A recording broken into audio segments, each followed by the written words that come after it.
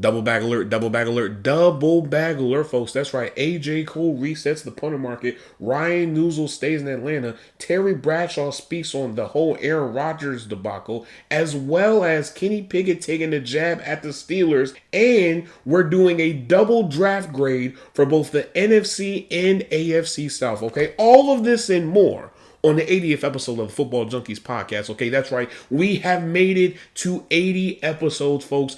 And we still got a whole lot more episodes to go. So guess what? You already know my spill. So let's just get into it. Because guess what? I'm your chief bagrodomus. I'm your chief head of the table. Anything and everything related to the bag and more. I am also your GM who currently is not on a team right now. But don't you worry about it, okay? Don't you worry about it. Because guess what? I am all these things and more. But most importantly, the most important thing that you must remember is I am your host, Kale. You already know how these episodes are about to go. I don't know how long or short this episode is going to go. But guess what? We're just going to see how it goes. So guess what? On three, 1, 2, 3, let's lock in.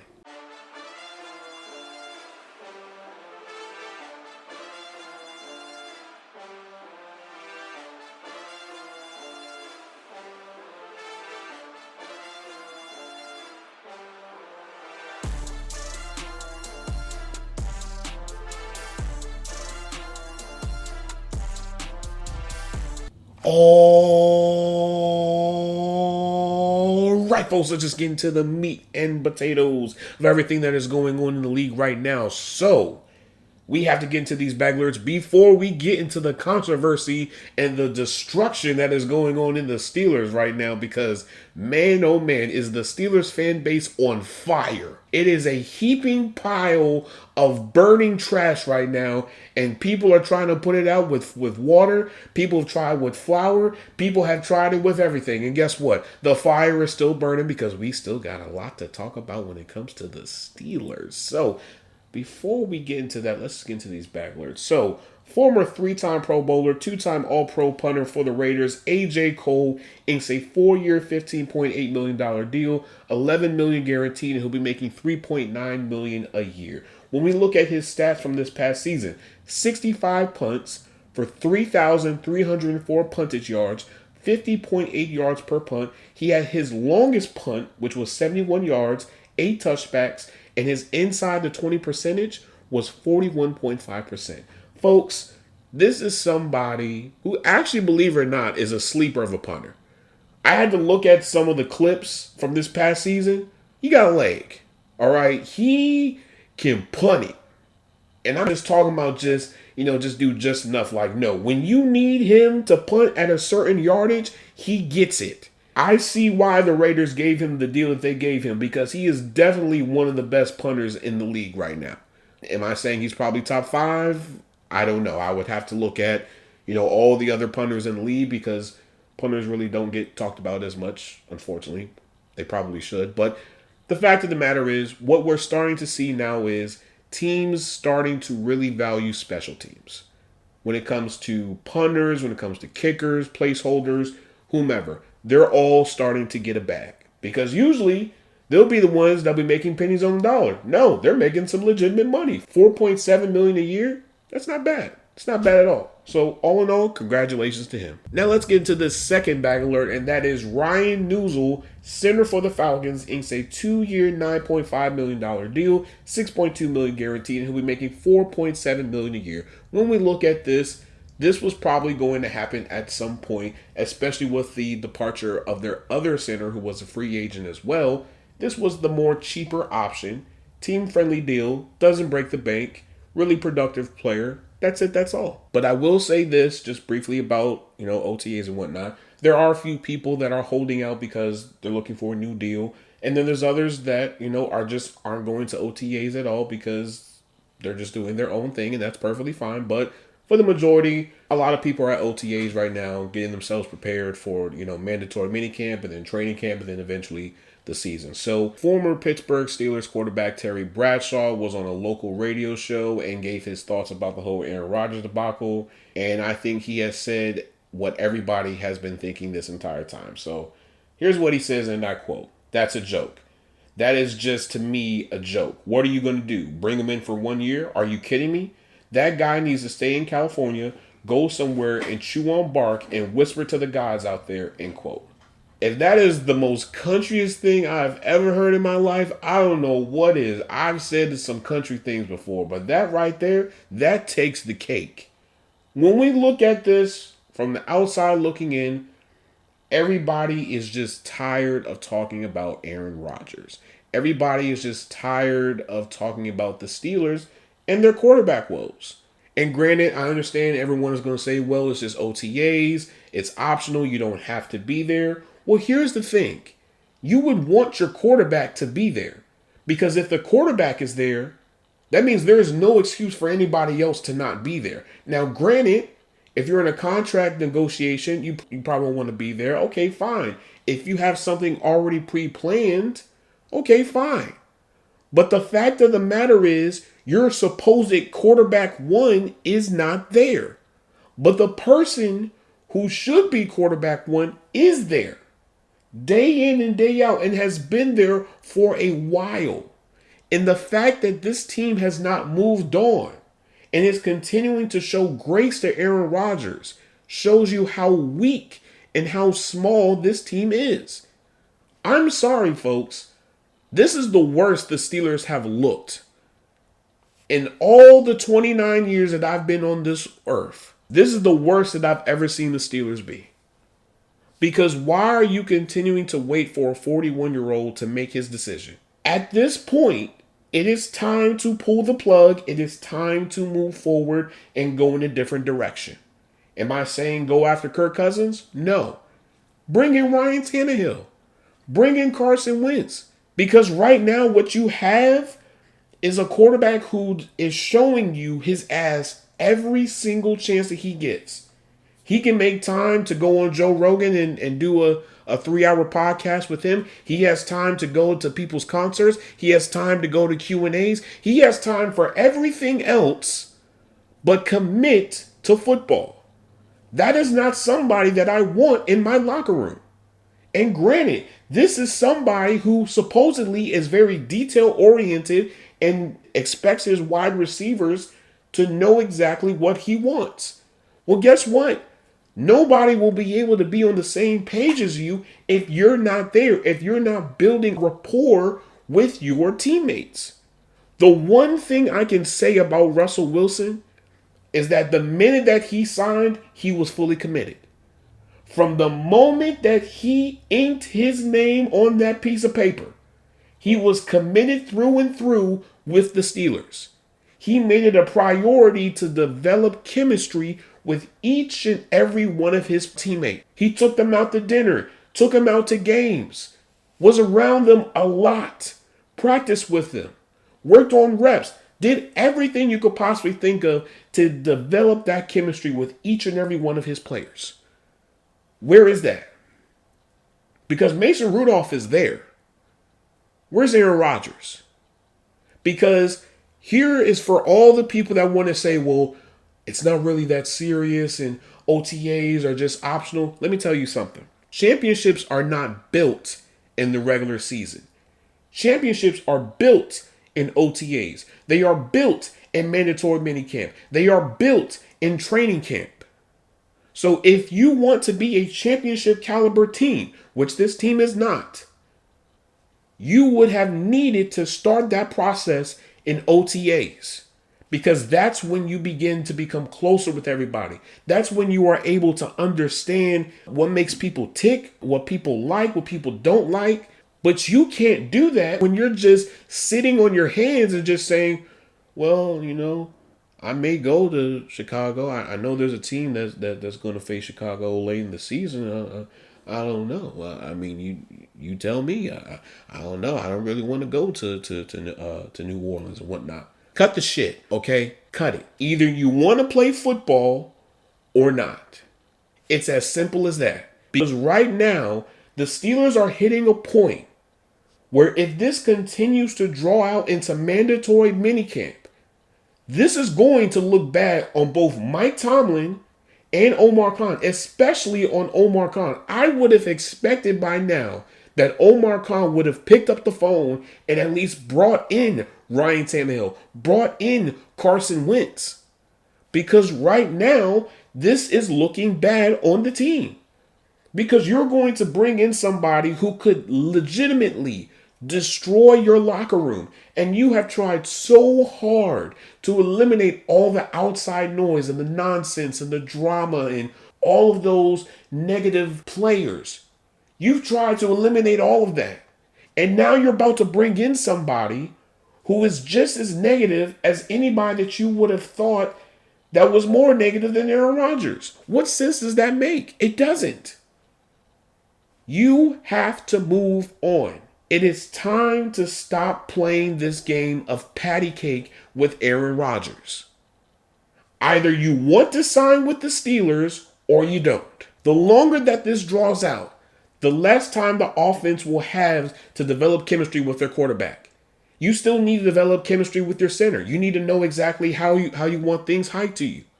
You still need to know how Pat Freiermuth runs his routes, how this receiver runs his routes, how that running back pass blocks. You need to understand and learn how this offense ticks. But you cannot do that when you are not showing that you are not serious. And you know what? Aaron Rodgers realizes that. That's why he is not making any moves, because he realizes, listen, I have the Steelers right where I want them. And as long as the Steelers are looking for a quarterback, I will always be in pole position, as Mike Tomlin says, pole position of this entire situation. But let me go a little bit back to go a little bit forward, though. This is what Darius Slay had to say on why he showed up to OTAs, and I quote, "This is where championship football starts. Everybody has to buy in, and this is the time to buy in. I know guys have family and stuff, and I have got one as well. But if you want to be a champion, there are some things you have to sacrifice. I want to be here on time, be present, let guys see my face, and show guys it is important to be here, and I am here to win." End quote. Darius Slay already said it. You have to sacrifice. Everyone is sacrificing to be here. And granted, I understand that what Aaron Rodgers is going through is super traumatic and whatnot. Thoughts and prayers to you, brother. But let me tell you something. If you are really, really, really in a really bad spot, and it's a really bad situation that is really accompanying your time, you would not make time to go to a concert. You would not make time to go on a podcast. You would not make time to do a Q&A after a concert. You would not do that. You would be right there in the middle of that situation, making sure that everything is taken care of. So what's the excuse? Somebody please tell me what's the excuse at this point. Because guess what? You are not just the only person that's probably going through some real serious stuff right now. There are probably other people on this team currently who are going through some very serious stuff. But you know what they did? They put that to the side. They have people in place to make sure that it's taken care of. And guess where they are? They are at OTAs, showing up every single day to make sure that they put their best foot forward. What are you doing? What are you doing to show that you're serious about football? Nothing.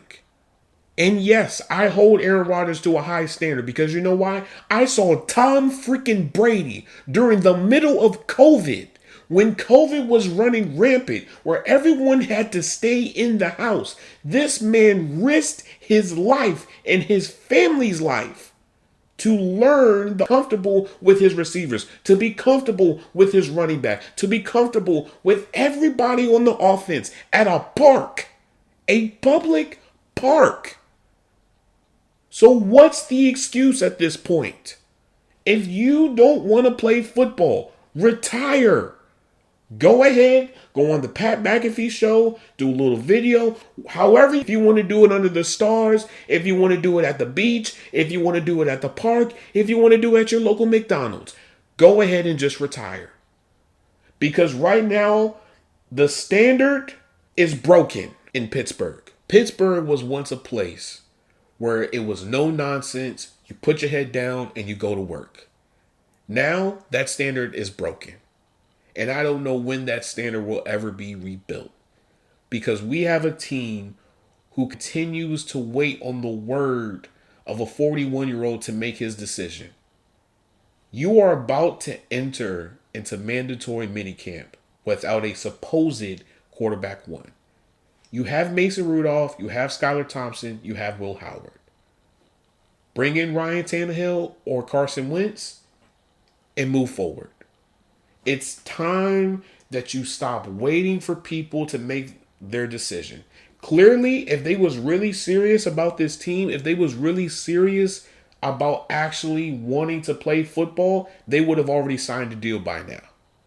Because right now, I can make a strong case that if Aaron Rodgers was to make an appearance, he will not be welcomed within that locker room. He will not be welcomed in Pittsburgh. People are actually more behind Mason Rudolph than Aaron Rodgers. And granted, I understand Aaron Rodgers is four-time MVP and he's a champion, future Hall of Famer, all these great accolades. But that was with the Packers. What has he done lately? Nothing. All he has done lately is destroy locker rooms, throw people under the bus, and be toxic. I understand there are people that are probably saying, well, Ben really didn't show up a whole lot for OTAs, and this person didn't do it, and that person didn't do it. You want to know the difference between those players and Aaron Rodgers? Those were already established on this team. So they didn't have to show up to OTAs because why? They already knew everything.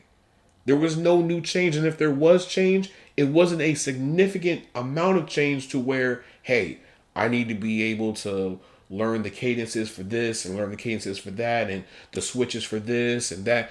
You don't need to do all that. But if you are learning a whole new offense, if you've never played with any of these receivers, offensive linemen, tight ends, or running backs, then you need to put in as possibly can so that you are able to be ready for the season. Clearly, the league is trying to send a message as well because why? The league literally gave you a revenge game to start off the season. They literally gave you the Jets week 1. That should have been more of a reason to say, you know what? Where do I sign? Send me the contract right now. I'll sign it right now. I get to get my revenge. I get to start off the season with possibly getting my revenge against the Jets, the team that supposedly did me wrong. What? Man, give me a pen. Give me a pencil. I'll sign it in pencil if I need to. But no, you have somebody that is lackluster, toxic, and is just never going to change and is never willing to change. And that is exactly why I always hold people like a Tom Brady, a Peyton Manning, a Drew Brees, people that are committed to the process, than somebody who he just uses his physical traits to win him games, his physical traits to win people over. That's not good enough, especially in Pittsburgh. Now let's get into this other thing that Terry Bradshaw also had to say when it came to the whole Kenny Pickett thing. So this is what he also says as well, and I quote, "I like Kenny Pickett. I liked him at Pitt. I knew him. I know what he's like. When they got him to Pittsburgh, they didn't protect him. They didn't get him an offensive line. They wanted to run the football, but they didn't have an offensive line that could protect, and they didn't have weapons. He had no wide receivers to speak of. Then they throw a kid in there for 2 years, and you've got an offense that doesn't fit and doesn't work, and they can't run because their offensive line's not even good enough for a run-blocking team. Now they're saying Kenny Pickett is a failure. He wasn't a failure. The Steelers were a failure." End quote. Granted, I was one of those people that was 100% against getting Kenny Pickett. I did not want to get Kenny Pickett at all because I knew that he did not meet the standards of what this team needs. He's not someone that is proficient at throwing the deep ball. That's not his game. His game is middle to small range. Okay, he doesn't have that big of an arm like how Ben used to have. So why would you get him? I'll explain why. They got him because they wanted to rewrite a wrong, and I'll continue to beat this dead horse until my last breath. They got Kenny Pickett because they wanted to rewrite a wrong and not getting Dan Marino, who, by the way, they could have just asked, "Hey, Dan, are you using coke in college?" They could have just easily done that, but they didn't want to do that. And so 20-some years has passed. You have another pick quarterback that's had a great season, and so you're like, you know what? We can't pass over him. We got to get him. And in doing so, you failed him 1,000% of the way. After that first season, there should have been significant changes to that offense. Case in point, Matt Canada should have been fired. But you decided to run it back with Matt Canada for another year, and in doing so, it made Kenny Pickett look worse. It did not help Kenny Pickett's development at all. Kenny Pickett didn't really develop until he went to Philly. Really think about that for a second here, folks. You didn't have anything in place to really support him. On top of that, you just decide to say, hey, okay, fine, we'll just let you go. We'll let you go. It's no problem. No problem whatsoever. No, it doesn't work like that. You didn't give him an adequate chance. You didn't give him a support system to really bring the best out of him. This man was thrusted into the quarterback position role because Mitchell Trubisky wasn't able to do his job. Which even then, you messed up with that because why? Mitchell Trubisky asked you, are you going to draft a quarterback? And y'all told him something different. And then guess what? He finds out just like how everybody else found out that you guys were taking a quarterback. It was a nasty situation from the beginning. They did not do the most that they could have done when it came to Kenny Pickett. If you would have done everything in your power to maximize the potential of Kenny Pickett and it still didn't do anything, it still didn't create significant change, okay, fine. You did everything that you could have done. But you didn't do enough to really say, hey, we gave our best foot forward for Kenny Pickett. Instead, all you did was just enough just to get you by. And now look, you're now in the same situation that you just were in a few years ago, looking for another quarterback. That's why I'm very skeptical on if this team can really develop a quarterback moving forward.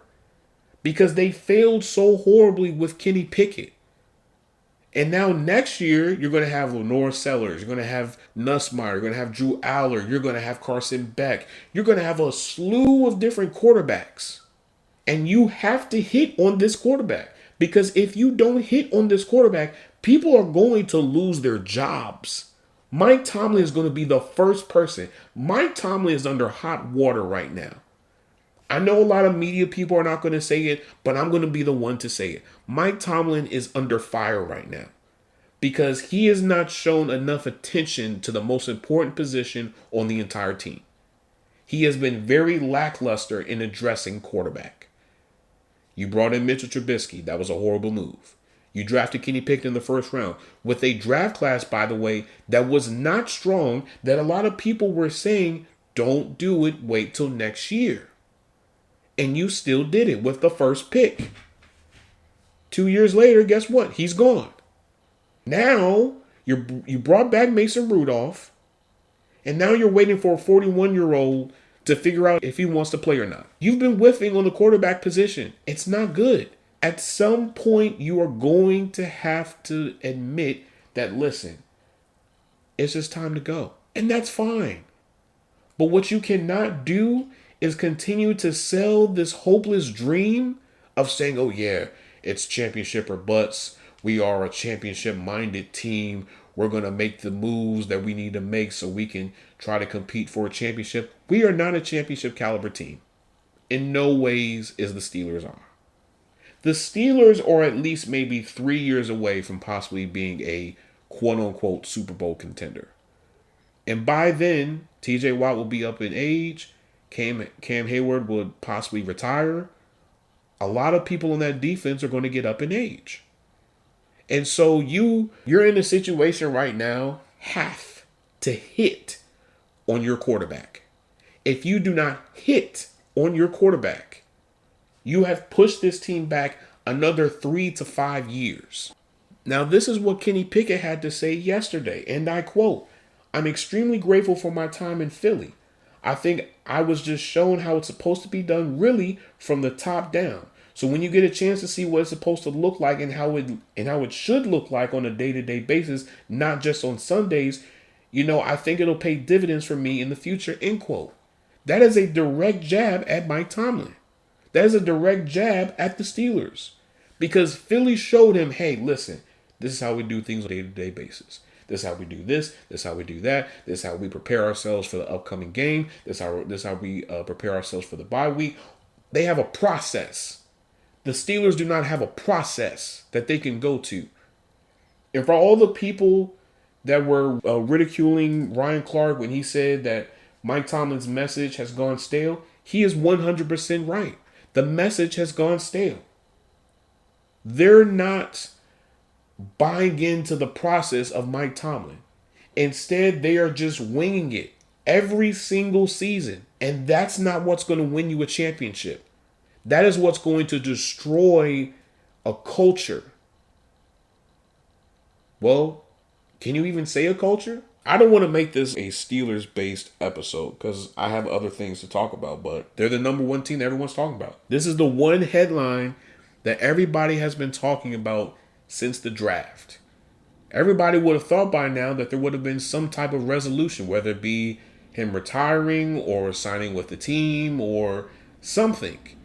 But clearly it hasn't. And clearly it's going to continue to linger. If I'm a player for the Steelers, I don't want to always have to be asked this question every time I do an interview. I don't want to be asked about this when I go to the grocery store, where I go to pump my gas. I don't want to be asked this 1,000 times. So it's time for the team to come to a decision and to move forward. Roll with Mason Rudolph. You guys aren't going to win this year.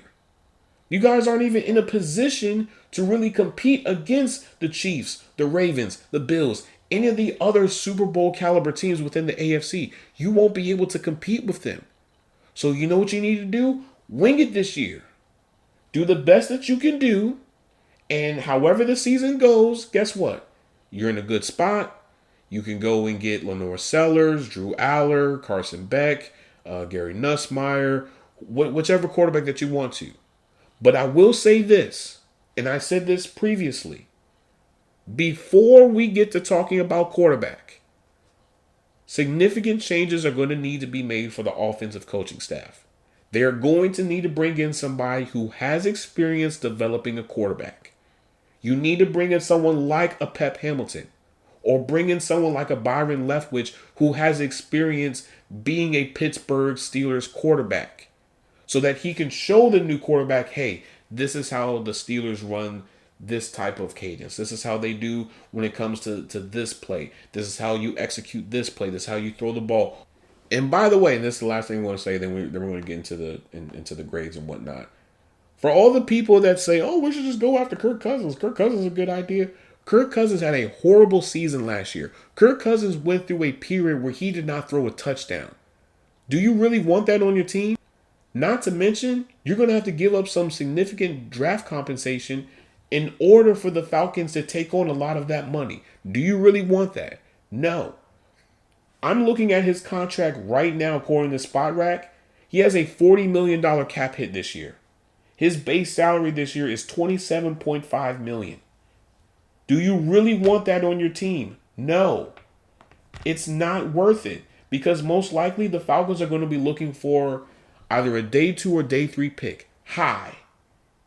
Not to mention, they're probably going to be looking for maybe a player as well. You are in no position to make that type of move. So Steelers, I'm going to say this again one more time. Move the hell on. The hell with Aaron Rodgers. The hell with waiting for a 41-year-old to make his decision. Move on. Now let's get into something a little bit more positive, and let's get into these draft grades. So we're going to start with the AFC South. So with the Colts, their positions of need: defensive back, defensive line, offensive line, tight end, linebacker, edge. So they got Tyler Warren, tight end, JT Tuimoloau, defensive end, Justin Wiley, cornerback, Jalen Travis, tackle, DJ Giddings, running back, Riley Leonard, quarterback, Tim Smith, defensive line, and Hunter Wohler, linebacker. When we look at their team stats, however, they had the 29th ranked defense, which allowed 25.1 points per game, 361.2 yards per game, 5.5 yards per play, and allowed 45 touchdowns. Now, when we break this down into pass and run defense, they were 26th in pass defense, which allowed 229.4 passing yards per game, 6.7 yards per play, and 27 passing touchdowns. Moving over to the run defense, they were 24th in the league, and they allowed 18 rushing touchdowns, 131.8 rushing yards per game, 4.2 rushing yards per play, and allowed 68 rushes of 10 plus yards or more. Moving over to the offense, however, they were the 13th ranked offense, which averaged 22.2 points per game, 334.8 yards per game, 5.5 yards per play, and 40 touchdowns. They were 25th in passing offense, which averaged 197.7 passing yards per game, 6.2 passing yards per play, and 20 passing touchdowns. They were 8th in rushing offense, which averaged 137.1 rushing yards per game, 4.7 rushing yards per play, 20 rushing touchdowns, and 64 rushes of 10 plus yards or more. All in all, I would probably give them an A, and this is why. So for one, you get Justin Wiley, so you address defensive back, okay. Defensive line by getting JT Tolomawalu, as well as getting Tim Smith. So that's, kill two birds with one stone. You get Hunter Wohler, so that's linebacker depth. I can make a strong case that this is definitely one of the better draft classes in the entire league. You get Tyler Warren, which is great because you're pairing him with Mo Alley-Cox, and you're giving whoever the quarterback is another weapon. You have JT Tolomawalu, which was a really productive defensive end. You got Justin Wiley, who was a really productive corner. Jalen Travis, tackle depth. DJ Giddens, a really good backup running back. You have done a lot in this draft class, and it's great. These are the type of draft classes that you need to have in order to really position yourself for the future. So I can't really hate them for that. Now, when we shift things over to the Jaguars, though, it's a little bit more difficult to really break down their draft. So let's just see what happens. So their positions of need: interior offensive line, tight end, wide receiver, DB, running back, defensive line. So the first round pick, they got Travis Hunter. Their third round pick, they got Caleb Ransall and Wyatt Millen. Their fourth round, they got Bradshaw Tuen and Jack Kaiser. Their sixth round pick, they got Jalen McLeod, if I'm not mistaken, and Rayon Lane. Sorry if I butcher your name. Seventh round, they got Jonah Monaheem and then LaQuint Allen. So when we break things down based off of their team stats, they had the 31st ranked defense, which allowed 25.6 points per game, 389.9 yards per game, 5.9 yards per play, and allowed 48 touchdowns. They were 32nd in pass defense and allowed 257.4 passing yards per game, 7.1 yards per play, and 29 passing touchdowns. They were 25th in run defense and allowed 19 rushing touchdowns, 132.6 rushing yards per game, 4.4 rushing yards per play, and allowed 64 rushes of 10 plus yards or more, as well as having a run stuff rate at 14.7%. Shifting things over to the offense, they had the 25th ranked offense, which averaged 18.8 points per game, 306.2 yards per game, 5.2 yards per play, and 32 touchdowns. They were 24th in passing offense, which averaged 204.5 passing yards per game, 6 passing yards per play, 19 passing touchdowns. They were 26th in rushing offense, which averaged 101.7 rushing yards per game, 4.2 rushing yards per play, 13 rushing touchdowns, and had 49 rushes of 10 plus yards or more.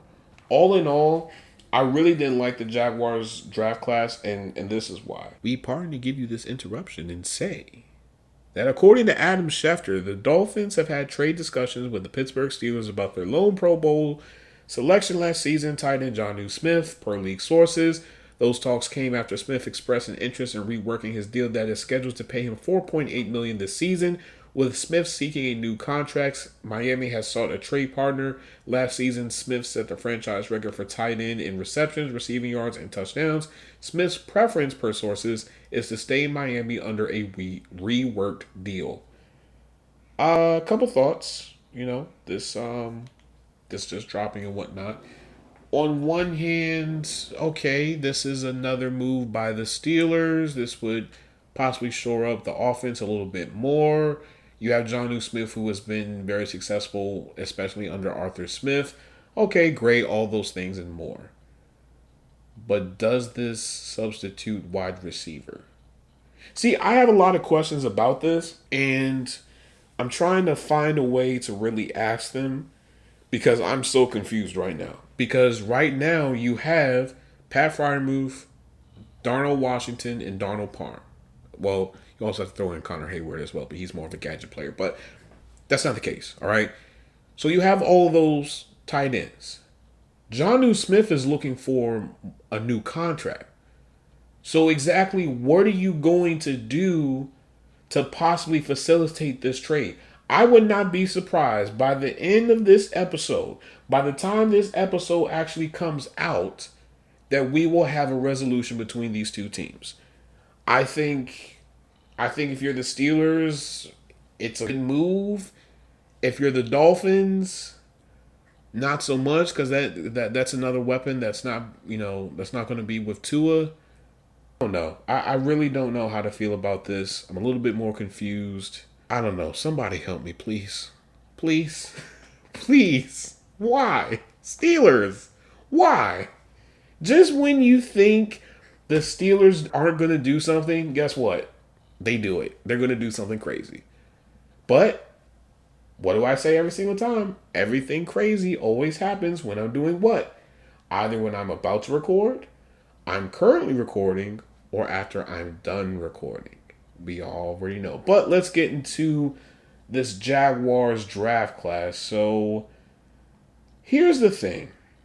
I wouldn't be as cautious with their draft class if they only used day 2 and day 3 picks just to move up to get Travis Hunter. But because they gave up next year's first just to get Travis Hunter, I'm a little bit more skeptical about. Simply because if Travis Hunter doesn't have a dynamic rookie season, that first round pick is going to be a waste. And granted, I understand he comes from the Rams, and the Rams are very aggressive, and a lot of the moves that they make really don't make a lot of sense and whatnot. I understand all that and more. However, when you make these type of moves, that is basically you saying, guess what? We believe in this prospect so much that we are willing to give up our next year's first round pick. And granted, sometimes it works, sometimes it doesn't work. But the thing is this, you really won't be able to know if that move was the right move or the wrong move within a short amount of time. It's going to probably take you the length of his rookie deal to really see, hey, was this a good move? Was this a bad move? So I would just give them an A. I know it's probably going to be controversial, but I really don't care. On to the Texans. Positions of need. Offensive line, wide receiver, D tackle. So with their draft picks, they chose Jaden Higgins, receiver, Ariante Ursery, offensive tackle, then Jalen Noel, wide receiver, Jalen Smith, cornerback, Woody Marks, running back, Jalen Reed, safety, and Graham Mertz, quarterback, Keontae Hamilton, defensive tackle, and Luke Lake at tight end. But when we look at their team stats, however, they had the 6th ranked defense, which allowed 21.9 points per game, 315 yards per game, 5.1 yards per play, and allowed 42 touchdowns. They were 6th in pass defense, and they allowed 201 passing yards per game, 5.7 yards per play, and 31 passing touchdowns. They were 11th in run defense, and they allowed 11 rushing touchdowns, 114 rushing yards per game, 4.3 rushing yards per play, and allowed 56 rushes of 10 plus yards or more with a run stuff rate of 19.2%. They had the 22nd ranked offense, which averaged 21.9 points per game, 319.7 yards per game, 5.1 yards per play, and 35 touchdowns. They were 21st in passing offense, which averaged 207.4 passing yards per game, 5.7 passing yards per play, and 20 passing touchdowns. They were 15th in rushing offense, which averaged 112.3 rushing yards per game, 4.4 rushing yards per play, 15 rushing touchdowns, and 52 rushes of 10 plus yards or more. All in all, believe it or not, I would give them an A+. And this is why. For them to make the aggressive moves that they made by trading down, I think it was great.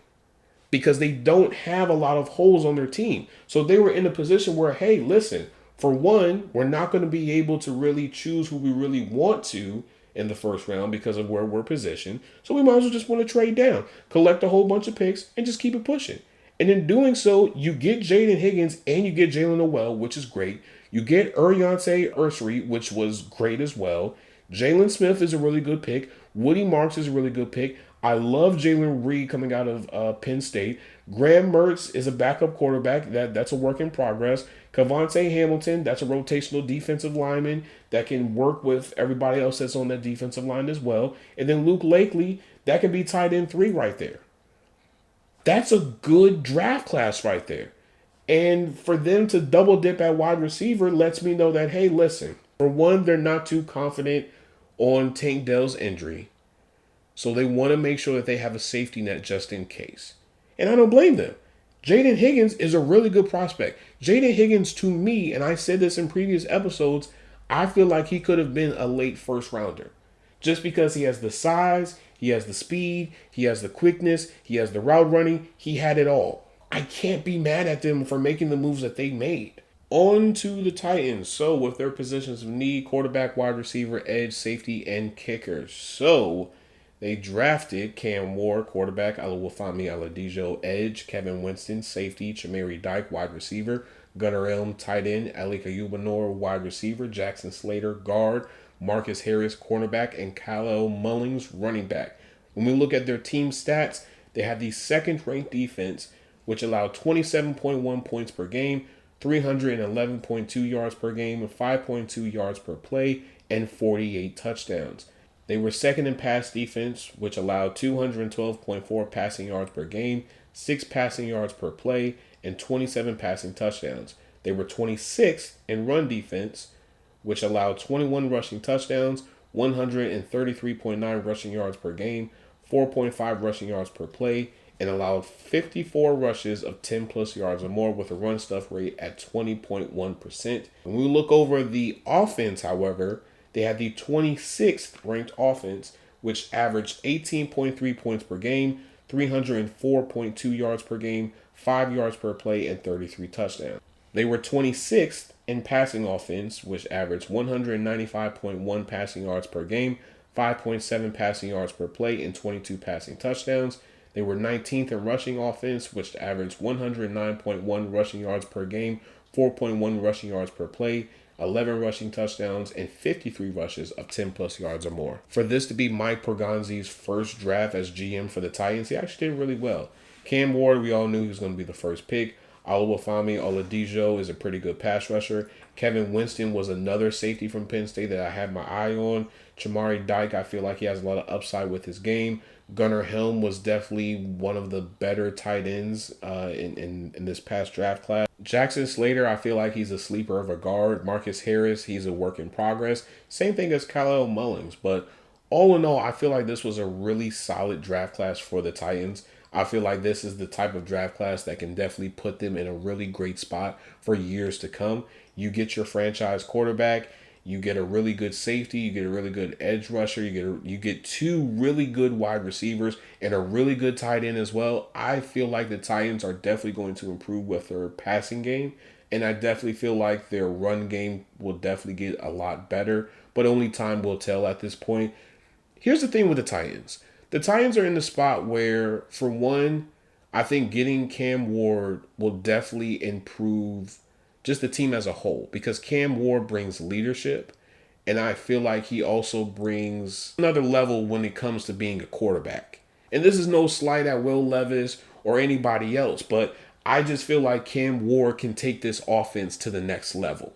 Pairing him with Calvin Ridley and then everybody else that's on that offense, I think it would be great because the offensive line is still in a really good place. You paid for Dan Moore, you got J.C. Latham, you got Peter Skoronski, you got Lloyd Cushenberry. You've done a lot. But let's stay in the South, but let's transition over to the NFC side. You already know Panthers, Falcons, Saints, and Buccaneers. So with the Panthers, their positions of need, wide receiver, edge, and running back. So they chose Tetairoa McMillan, wide receiver, Nick Scourton, edge, Princely, Umananelian, I think I pronounced your name correctly, edge, Trevor Etienne, running back, Lathan Ransom, safety, Cam Jackson, defensive line, Mitchell Evans, tight end, and Jimmy Horn, wide receiver.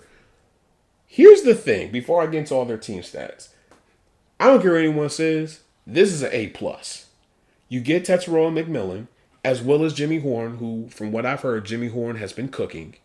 You get Trevor Etienne, who is a Swiss Army knife at running back, just like his brother. You get Lathan Ransom, who's really good safety. You get two edge rushers who were actually really productive last year as well. You get another defensive lineman. You get another tight end. The Panthers, I don't know. I see what the Panthers are doing this year. I see what you're doing. I like it. I like this. This is the type of draft that they needed to have before they got Bryce Young. Not this point, but that's a whole nother story for a whole nother day. But let's get into their team stats. So they had the 32nd ranked defense, which allowed 31.4 points per game, 404.5 yards per game, 6 yards per play, and 59 touchdowns. They were 23rd in pass defense, which allowed 224.7 passing yards per game, 6.8 passing yards per play, and 35 passing touchdowns. They were 26th in run defense, which allowed 24 rushing touchdowns, 179.8 rushing yards per game, 5.2 rushing yards per play, and allowed 83 rushes of 10 plus yards or more. They were the 29th ranked offense, which averaged 20.1 points per game, 298 yards per game, 5.1 yards per play, and 40 touchdowns. They were 30th in passing offense, which averaged 187.5 passing yards per game, 5.5 passing yards per play, and 22 passing touchdowns. They were 18th in rushing offense, which averaged 110.5 rushing yards per game, 4.6 rushing yards per play, 18 rushing touchdowns, and have 40 rushes of 10 plus yards or more. I think adding Trevor Etienne along with Trevor Hubbard is great. And I think getting Tetairoa McMillan and pairing him with Xavier Legette and Adam Thielen and Hunter Renfrow, folks, this offense is going to be crazy. They got weapons.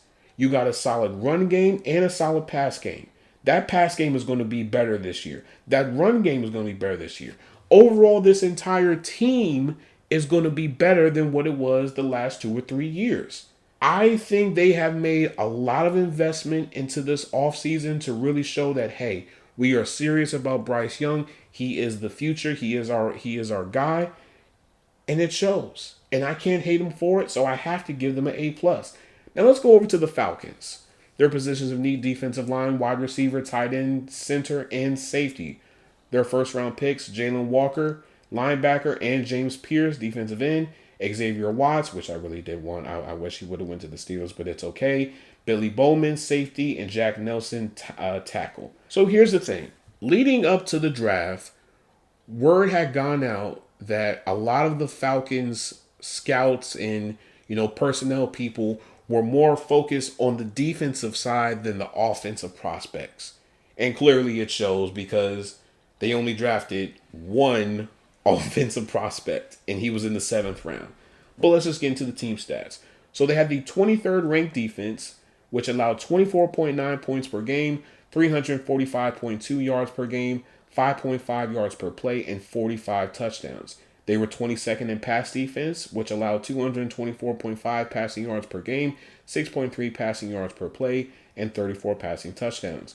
They were 15th in run defense, which allowed 11 rushing touchdowns, 120.6 rushing yards per game, 4.5 rushing yards per play, and allowed 57 rushes of 10 plus yards or more with a run stuff rate at 15.1%. They had the 6th ranked offense, which averaged 22.9 points per game, 369.8 yards per game, 5.8 yards per play, and 39 touchdowns.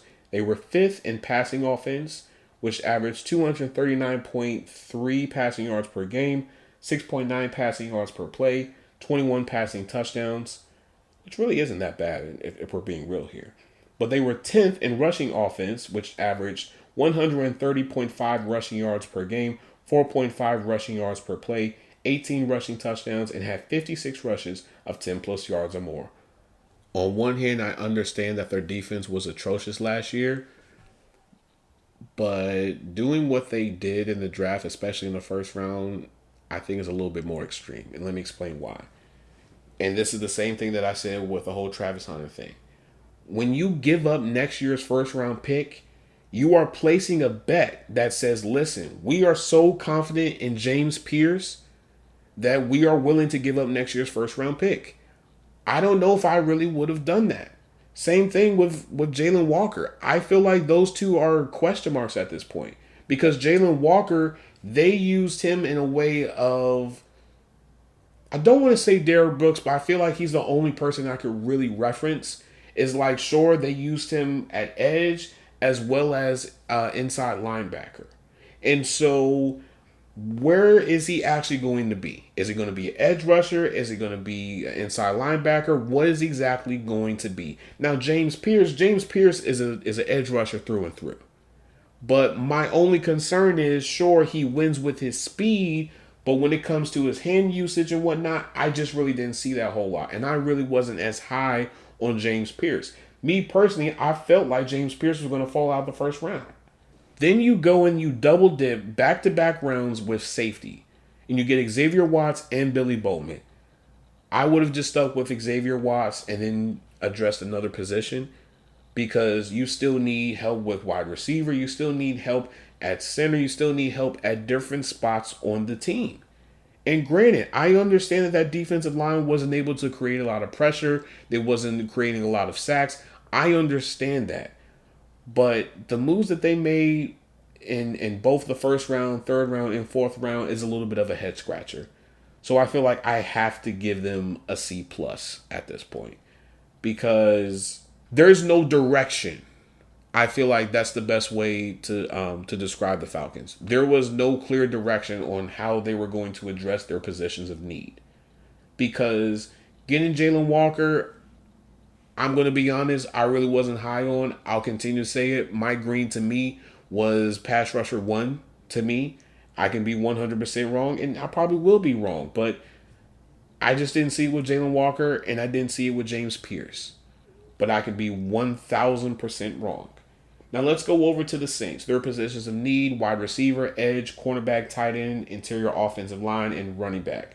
So they chose Calvin Banks, tackle; Tyler Shuck, quarterback; Vernon Broughton, defensive tackle; Jonas Sanker, safety; Danny Strutzman, linebacker; Quincy Riley, cornerback; Devin Neal; Molokai Matavo, tight end; and Fadil Diggs, defensive end.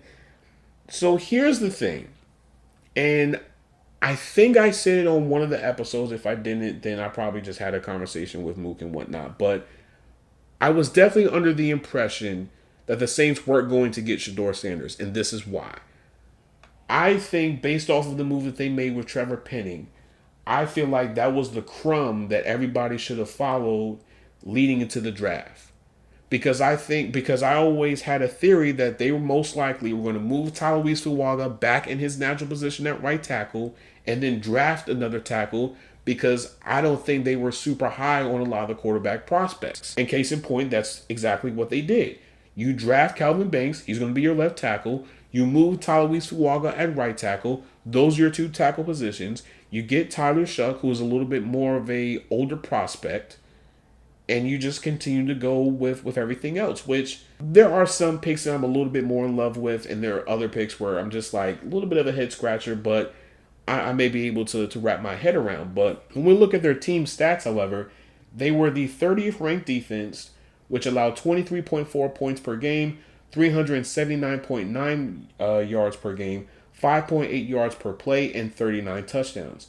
They were 27th in pass defense, which allowed 238.5 passing yards per game, 6.4 passing yards per play, and 19 passing touchdowns. They were 31st in run defense, which allowed 20 rushing touchdowns, 141.4 rushing yards per game, 4.9 rushing yards per play, and allowed 60 rushes of 10 plus yards or more with a run stuff rate of 11.9%. They had the 21st ranked offense, which averaged 19.9 points per game, 320.1 yards per game, 5.3 yards per play, and 36 touchdowns. They were 23rd in passing offense, which averaged 205.2 passing yards per game, 5.9 passing yards per play, and 21 passing touchdowns. They were 14th in rushing offense, which averaged 114.9 rushing yards per game, 4.4 rushing touchdowns, and 48 rushes of 10 plus yards or more. So here's the thing with the Saints. So they started off a little bit hot in the early parts of the season, and then it just nosedived straight into the ground. And so we all know that the Saints really wanted to improve just the team as a whole, especially with them getting a new head coach in Kellen Moore. They just want to do a whole makeover the entire team, which I understand. Tyler Shuck, a little bit of a head scratcher. I definitely didn't believe he was a second round pick. I feel like he was probably between a third to maybe sixth round pick at best. Quincy Riley, I feel like that's a sleeper of a pick. Danny Stutzman was a really good linebacker out of Oklahoma. To me, this is more of a meat and potatoes type of draft class. This isn't a oohs and ahs. This isn't a wow, this is going to be the most craziest draft class of all time. No, this is more of a solid foundation for the start of a new regime type of draft class. Devin Neal, really great draft pick. Tyler Shuck, a question mark, especially with everything going on with the quarterback position. Calvin Banks, I feel like he's your left tackle for the future. Jonas Sanker, I feel like that's a really good pick as well because he can learn under Tyrann Mathieu. Fidel Diggs, he gets time to learn under Cam Jordan as well as Chase Young. So they did a pretty good job. I'll give them a B. And the only reason why I'm giving them a B is because it wasn't a draft class where it was great or it was horrible. It was just in the middle, which sometimes you need that. Sometimes you need those type of draft classes to really put you in a really great spot for the next 3 to 5 years. Now on to the Buccaneers, which I have a lot to say about the Buccaneers, believe it or not. But I'll save that stuff for later. So their positions of need: edge, interior offensive line, tight end, cornerback, safety. So we all know they got Emeka Egbuka, wide receiver, Benjamin Morrison, cornerback, Jacob Parrish, cornerback, David Walker, edge, Elijah Roberts, defensive line, Tez Johnson, wide receiver. When we look at their team stats, they have the 18th ranked defense, which allowed 22.6 points per game, 341.8 yards per game, 5.5 yards per play, and 40 touchdowns. They were 29th in pass defense, which allowed 243.9 passing yards per game, 6.1 passing yards per play, and 27 passing touchdowns.